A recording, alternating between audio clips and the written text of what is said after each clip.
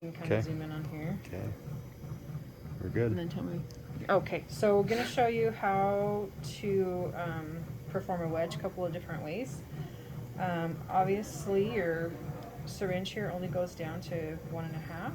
Okay, go ahead and take it to the 1.5 mark. Attach it. You're going to slowly infuse the air while looking at your waveform on your monitor.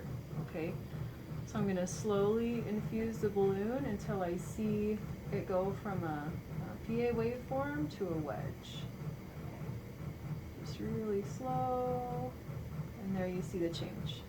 Okay, at this point you can activate the cursor. You don't want to do this for more than 10 seconds, so I'm going to actually let it go now. But you can activate that cursor and drop it. You kind of want to just do a mean of the waveform. So right now her wedge is about 22.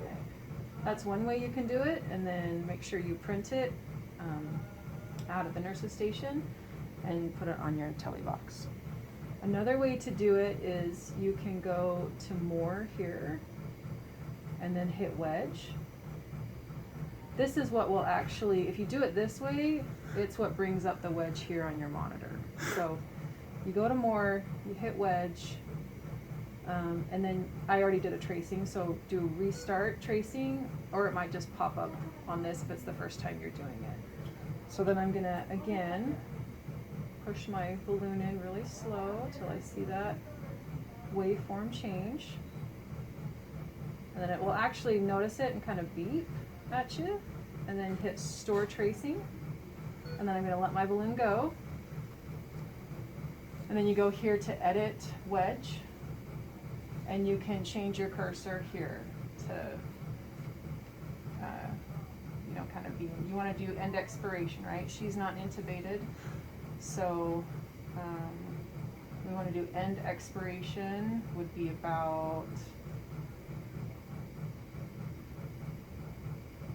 here, so about 19. And I did it before and it was 18, so she hasn't changed much. And then you hit over here, store wedge. And if you go to your main screen, it'll change here to 19, what you just did.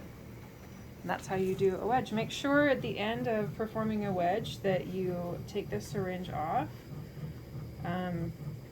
take all the air out of the syringe and then reattach it, and just leave it like that. It does lock this way, but if you lock it this way and there's some air in there, it doesn't have a way to escape. So just as a safety precaution, make sure all your air is out, reattach the syringe, so if there's any air left in the balloon, it can leak out into the syringe. And that's it.